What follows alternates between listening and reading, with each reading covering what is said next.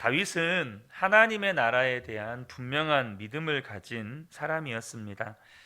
오늘 시편 68편 1절 그 시작에 하나님이 일어나시니 라는 표현으로 오늘 시편 68편이 시작이 됩니다. 다윗은 하나님께서 온 세상을 통치하시는 그 영광을 본 것입니다. 하나님이 일어나셔서 하나님의 군사를 이끌고 광야를 지나서 영원히 거하실 시온성에 좌정하시고 세계 모든 열방과 족속들로부터 찬양과 경배와 예물을 받으시는 놀라운 장면을 지금 다윗은 노래하고 있는 것입니다. 이것은 다윗이 하나님의 나라 또 하나님의 영광을 바라본 것을 기록한 것입니다. 하나님께서 영광 중에 온 세상을 다스리시고 통치하시는 것을 다윗이 본 것이죠. 여러분, 이것이 믿음입니다. 지금 당장 우리의 육체의 눈으로 하나님께서 온 세상을 다스리신다. 안 보이죠. 그러나 믿음으로 바라보는 것, 그것이 믿음입니다. 저는 지금도 뚜렷하게 기억하고 있는 저의 신앙의 한계가 드러났던 장면이 있습니다. 그게 뭐냐면 97년도 여러분 잘 아시죠? IMF가 대한민국을 강타했을 때 당시 모든 국민들이 경제적인 어려움을 겪지 않았습니까? 그때 고등학생이었던 저에게 전도사님이 이런 질문을 하셨습니다. 규씨가 한국 경제를 다스리시는 분이 누구냐? 이렇게 물었을 때 교회를 이제 다녔으니까 교과서 읽듯이 우리 정답은 알잖아요. 교회에서 물어보는 질문에 대부분 예수님, 하나님, 성령님 세 가지 중에 하나 이야기하면 답입니다. 그래서 저는 그냥 하나님이요라고 교과서 읽듯이 대답을 했지만 그 대답을 하는 제 마음 안에 정말 하나님이 한국 경제를 다스리시는가라는 의문을 품고서 그 대답을 했습니다. 그러니까 제 안에 하나님이 경제를 다스리신다는 믿음이 없었습니다. 그게 안 믿어졌어요. 근데 이제 우리가 교회 안에서 뭐 정답을 말해야 하니까 그렇게 대답을 했던 거예요. 여러분 어떻습니까? 지금 다윗은 경제를 다스리는 수준이 아니고 온 세상을 하나님이 다스리신다고 믿는 겁니다. 온 나라, 온 민족, 열방의 왕들을 하나님이 통치하신다고 지금 믿는 겁니다. 여러분 믿으십니까? 하나님이 온 세상을 다스리고 계시다. 지금 여러분 5월 달에 장마가 진 것 같아요. 그렇지 않습니까? 5월 달에 갑자기 지금 장마가 온 것 같아요. 느낌이. 요 며칠 갑자기 날씨가 우중충하니까 몸도 찌뿌둥하더라고요. 몸도 축축 처지는 게 정말 한여름 장마 같은 느낌이 들었어요. 여러분 이거 누가 하신 겁니까? 하나님이 하신 겁니다. 여러분 하나님이 온 세상을 다스리심을 믿는 것은 위대한 믿음입니다. 다윗은 어떻게 그러한 믿음의 삶을 살았을까요? 이유는 다윗이 정말로 하나님의 나라를 본 사람이기 때문입니다. 시편 68편은 이제 꽤 길죠. 35절까지 있으니까 9절을 나누어서 그 내용 구성을 살펴보면 1절과 2절은 하나님이 악인을 심판하신다는 것을 말씀하십니다. 1절만 제가 읽겠습니다. 하나님이 일어나실 때에 하나님의 원수들이 흩어지고 하나님을 미워하는 자들은 하나님 앞에서 도망칠 것이다. 그리고 3절과 4절은 의인들이 하나님을 찬양할 것이라고 말씀합니다. 자, 3절만 읽겠습니다. 그러나 의인들은 기뻐하고 하나님 앞에서 즐거워할 것이다. 기쁨에 겨워서 크게 즐거워할 것이다. 그리고 5절과 6절의 내용은 하나님의 나라가 임하면 고아와 과부 또 외로운 사람 또 감옥에 갇힌 사람들이 그 사람들에게 축복의 시간이 될 거라는 거예요. 5절만 보겠습니다. 그 거룩한 곳에 계신 하나님은 고아들의 아버지, 과부들을 돕는 재판관이시다. 이 땅에 정말 고통 가운데 살았던 자들에게 하나님은 그들의 하나님이고 그들의 모든 얽매임과 갇힘을 풀어주시는 하나님이라는 말씀이죠. 그리고 7절부터 18절은 하나님께서 지금까지 개입하신 역사들이 어떤 것이 있었는지를 쭉 나열합니다. 다윗이 그때 당시에 지금의 역사 속에서 하나님께서 개입하신 일들을 쭉 기록하고 있어요. 그리고 19절에서 31절은 지금도 하나님이 개입하셔서 통치하실 때 나타나는 일이 무엇인지, 어떻게 그 일들이 나타나는지를 기록하고 있고, 32절부터 35절은 하나님께서 이 세상을 완전히 통치하실 때 모든 열방들아 하나님을 찬양해라 라는 내용으로 이렇게 전체적인 내용 구성이 되어 있습니다. 여기서 우리가 분명하게 알 수 있는 건 뭐냐 하면 다윗이라고 하는 인물이 하나님의 나라를 분명하게 바라본 사람이라는 것입니다. 다윗이 그러한 믿음의 삶을 살았던 비결이 여기에 있는 것입니다. 본문을 통해서 우리에게 도전하는 메시지가 뭐냐 하면 우리도 그렇게 하나님의 나라를 바라보고 있느냐 하는 것입니다. 정말로 저와 여러분에게 하나님의 나라를 바라보는 믿음의 눈이 뜨였느냐는 것이에요. 사랑하는 성도 여러분, 여러분은 지금 정말로 하나님의 나라를 바라보고 계십니까? 그리고 하나님의 나라를 바라보면서 주어진 삶을 살아가고 계십니까? 여러분, 우리나라가 좀 잘 아시는 것처럼 자살률이 굉장히 높다는 거 아시죠? OECD 국가 중에 1등입니다. 자살률 1위. 여러분, 얼마나 심각한 문제입니까? 엊그저께도 뉴스에서 여중생 2명이 아파트에서 뛰어내려서 자살을 택했습니다. 그 중에 한 아이는 이렇게 성범죄의 피해자여서 그 가해자가 수사를 받고 있는 과정이었는데 2차례 검찰에서 수사가 미비하다고 반려한 상태여서 지금 그 아이가 그렇게 목숨을 끊었다는 뉴스 기사를 본 적이 있습니다. 우리나라 사람들이 얼마나 힘들게 살고 있는지를 말해주는 척도라고 생각이 됩니다. 심지어 믿는 사람들도 때로는 죽고 싶은 마음, 그런 마음 가지고 살아가는 경우도 많습니다. 여러분, 우리가 정말로 인생이 힘든 이유가 뭘까요? 물론 여러 가지 조건이 있겠죠. 근데 그 중에 하나가 불확실한 미래, 그러니까 내일을 알 수 없다는 겁니다. 앞으로 되어질 일에 대해서 전혀 모른다는 거예요. 여러분, 한번 상상을 한번 해보세요. 여러분, 이제 길을 가고 있는데 갑자기 누가 열심히 헐떡거리면서 이렇게 나를 추월해서 앞으로 뛰어가려고 하는 거예요. 그래서 여러분이 궁금해서 그 사람을 붙잡고 도대체 어디를 가시는데 이렇게 헐떡거리며 뛰어가세요? 라고 질문을 했는데 그 사람이 저 잘 모르는데요? 저 잘 모르는데요? 하면서 또 여전히 뛰어가는 거예요. 여러분, 이런 대화가 상상이 되십니까? 그런데 이 시대에 수많은 사람들이 그렇게 살아요. 정말 열심히 삽니다. 근데 무엇을 위해서 그렇게 열심히 사나요?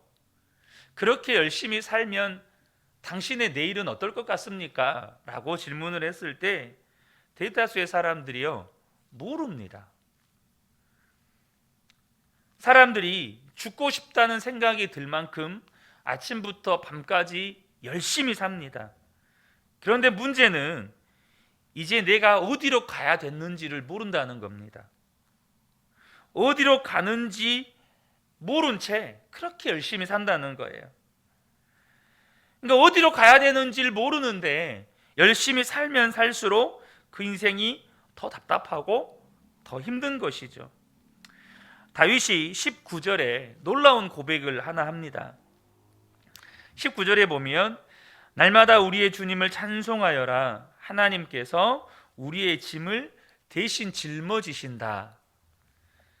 여러분, 이것이 놀라운 약속입니다. 하나님께서 우리의 짐을 대신 져 주신다는 것, 이 약속은 예수 그리스도로 말미암아 우리에게 이루어졌습니다. 마태복음 11장 28절에 보면 수고하고 무거운 짐진 자들아 다 내게로 오라 내가 너희를 쉬게 하리라. 우리가 다 여기에 해당하는 사람들입니다. 우리의 모든 수고하고 무거운 짐을 주님께서 다 져주셨습니다. 여러분 아멘이십니까? 그러나 어떤 분들은 여기에 동의가 안 되실 거예요. 하나님이 내 짐을 져주신다는 것이 도대체 어디 있습니까? 나는 여전히 경제적으로 어려운 짐을 지고 있고, 여전히 건강 문제에 짐을 지고 있고, 여전히 가정 문제에 짐을 지고 있고, 예수 믿고 교회 다니지만 여전히 문제는 문제고 무거운 짐은 벗겨지지 않았는데, 예수 믿으면 수고하고 무거운 짐 다 져주신다는 거 솔직히 안 믿어집니다. 그런 분들 많습니다. 그래서 예배 드리지만 그 무거운 짐 하나님 앞에 가지고는 옵니다. 기도도 해요. 그리고 예배 끝나면 그 짐 다시 짊어지고 갑니다. 여러분, 왜 이런 생각이 들을까요? 왜 이런 생각이 들까요? 하나님께서 내 짐 아직 안 져주셨는데요. 여전히 내 삶에는 문제들이 정말로 그냥 널려 있는데요. 정말 지뢰밭입니다. 지뢰밭. 피하려고 해도 뻥뻥 터지는 게 인생의 문제입니다.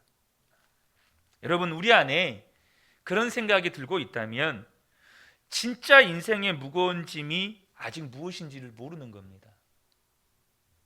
진짜 인생의 무거운 짐이 무엇인지를 몰라요. 우리가 경제적인 어려움, 또 건강, 혹은 원하는 일이 이루어지지 않아서, 혹은 또 가정 문제 때문에, 인간관계 문제 때문에 여러분 어렵다고 생각하십니까? 그래서 여러분, 만약에 저와 여러분이 그런 짐들, 예를 들면 경제적인 짐 해결이 됐어요. 그 짐 벗어버렸어요. 그럼 마음의 평강이 옵니까? 정말 인생이 살만 납니까? 모든 짐을 다 벗어버린 것 같습니까? 절대 그렇지 않다는 겁니다.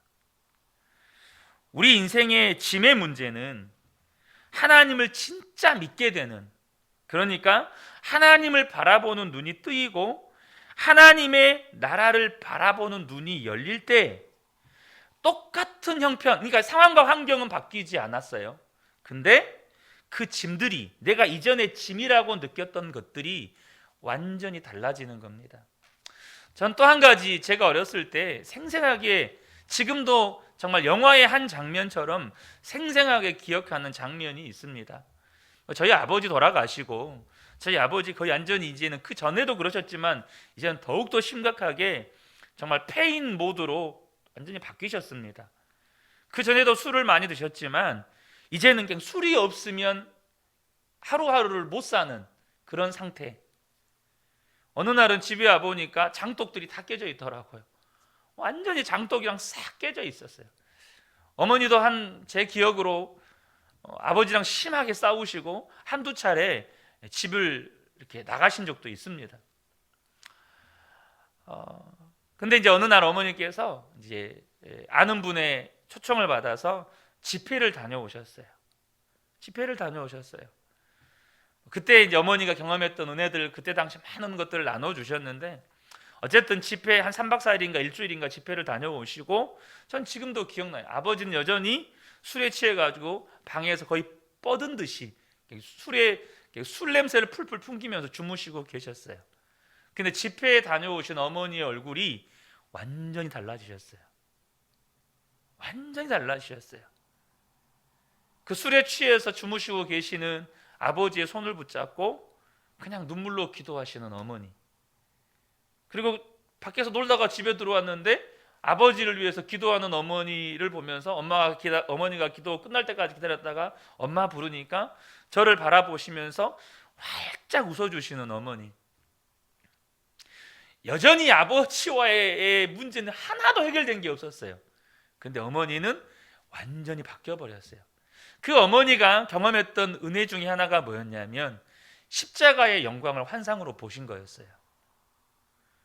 그 십자가의 영광이 어머니의 삶의 실제가 돼버린 거예요. 여전히 가정의 문제는 하나도 해결이 안 됐는데 어머니의 삶이 완전히 달라버리니까 어머니가 졌던 그 모든 짐들이 이제는 달라져 버린 거예요. 여러분, 다윗이요, 하나님께서 우리의 짐을 짊어져 주셨다고 고백한 다음에 이런 고백을 합니다. 19절과 20절인데요. 하나님은 우리의 구원이시다. 우리의 하나님은 우리를 구원하시는 하나님이시다. 그분은 우리의 주님이시다. 우리를 죽음에서 구원하여 내시는 주님이시다. 그러니까 다윗이 하나님이 짐을 져주신다고 고백하는 말은 하나님이 우리를 죽음에서 구원해 내셨다는 말이에요. 우리에게 영생을 주셨다는 말이에요. 이 세상에서의 삶이 끝이 아니고 영원한 하나님의 나라를 우리에게 주셨다는 뜻입니다. 여러분, 이 말씀을 들을 때 어떤 생각이 드십니까? 여러분, 우리가 진짜 하나님의 나라를 바라보는 눈이 뜨이면 짐이 다 벗겨지는 구원을 경험할 수 있을까요? 다 여기 운전들 하시니까, 많은 분들이 이제 운전을 하시니까 아실 거예요. 처음 가본 도시에 초행길을 운전하고 갈 때 아무리 요즘에 내비게이션이 있어서 얼마나 감사합니까? 내비게이션을 찍고 목적지를 알고 가는 길도 안내해 주지만 여러분, 처음 길 갈 때 어떻습니까? 여러분, 긴장하시죠. 목적지를 내비게이션이 찍어주는 거지 내가 거기를 아는 게 아니잖아요. 그러니까 초행길을 갈 때 비록 내비게이션이 안내를 해줘도 긴장하면서 운전을 합니다. 제가 우리 하은이 데리고 서울대병원을 가는데 서울대병원 한 번도 가본 적도 없고 제가 서울 사람도 아니라 서울길을 잘 모르죠. 얼마나 긴장하고 서울 딱 들어가는 순간부터 긴장을 하고 가는지, 내비게이션이 안내를 해주는데도 중간에 한두 번 길을 잘못 들기도 했습니다. 길이 하도 많으니까 이것이 그 길인지 아닌지를 순간 헷갈려서 잘못된 길로 막 들어서는 거예요. 반면에 저와 여러분이 매일 출퇴근하는 길, 목적지도 어디 있는지 분명하게 알고 내가 평상시에 자주 왕래해 본 그 길은 너무나도 익숙하니까 편안하게 운전을 합니다. 여러분, 우리가 길을 안다는 것만으로도 운전하는 게 편해집니다. 무슨 말입니까? 우리 인생도 마찬가지예요. 하나님의 나라가 있다는 것을 아는 눈이 열리면 똑같은 삶을 사는데 삶의 의미가 완전히 달라져요. 힘들다, 어렵다, 정말 고생된다, 짜증난다, 두렵다는 마음이 달라집니다. 죽음의 문제가 달라지고 고난의 문제가 달라지고 돈 문제, 건강 문제, 인간 관계 문제, 자녀 문제, 인생의 가치관 문제, 목적의 문제 다 다르게 해석이 되고 다르게 반응이 됩니다. 그래서 누군가를 사랑하고 누군가를 섬기고 누군가를 봉사하고 하나님의 말씀에 순종하고 자원해서 그렇게 되는 거예요. 왜요? 내가 가는 길의 목적을 알고 있어요. 내가 왜 사는지 이유도 분명해졌어요. 하나님이 분명하게 살아계시고 하나님의 나라가 분명하게 있어요. 여러분 잘 아시는 것처럼 다윗의 인생이 만사 형통의 인생이었습니까? 아닌 거 아시잖아요.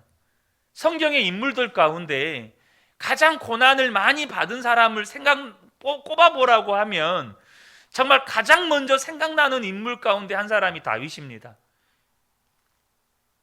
그런데 정말 전쟁의 한복판에서 한평생을 살았던 이 다윗이, 또 한 나라의 왕이었던 다윗이, 우리와는 비교할 수 없는 인생의 짐을 지고 살았던 다윗이 충만했습니다. 그는 하나님 찬양하고 살았어요. 시편의 절반에 가까운 70편이 넘는 시편을 기록을 합니다. 이유가 뭡니까? 하나님의 나라를 받기 때문이에요. 다윗에게 정말 소원이 하나 있었어요. 그게 뭐죠? 하나님 나라에 하나님 영광 보면서 영원토록 하나님을 찬양하는 사람이 되고 싶었어요. 여러분 어떻게 그럴 수 있죠? 아마 여기 계신 분들 가운데, 함께 예배하는 분들 가운데 천국은 영원토록 하나님을 찬양하는 곳이야 라는 말을 들었을 때 어떻게 그렇게 산대요? 그럼 천국 안 가고 싶다, 이렇게 생각하는 분들이 계실란가 모르겠어요. 그렇게 생각하고 있다면 여러분 진짜 하나님의 나라를 바라보는 눈이 안 뜨인 거예요. 어떻게 하나님을 영원토록 찬양하며 살아요? 근데 다윗의 간절한 소원이 뭐였어요? 영원토록 하나님의 아름다움 보면서 하나님 찬양하며 사는 거였어요. 어떻게 그럴 수 있냐는 거죠. 그게 어떻게 간절한 소원이 될 수 있냐는 거죠. 이유는 한 가지입니다. 하나님의 나라를 바라보는 눈이 열렸다는 겁니다. 하나님의 나라가 무엇인지를 분명하게 알았다는 거예요. 사랑하는 성도 여러분, 하나님께서 이 은혜를 우리에게 동일하게 부어주기를 원하십니다. 그러면 인생의 문제들이 달라집니다. 인생의 문제들이 달리 보여요. 저는 이 새벽에 함께 예배하는 우리 성도님들이 이제는 날마다 하나님의 나라를 바라보는 눈을 뜨고 우리의 인생의 길을 걸어가시는 은혜가 있기를 축복합니다. 그래서 여러분, 찬양과 감사가 단순히 입술의 말이 아니라 믿음의 고백이 되시는 저와 여러분 되시기를 우리 예수님의 이름으로 축복합니다. 아멘.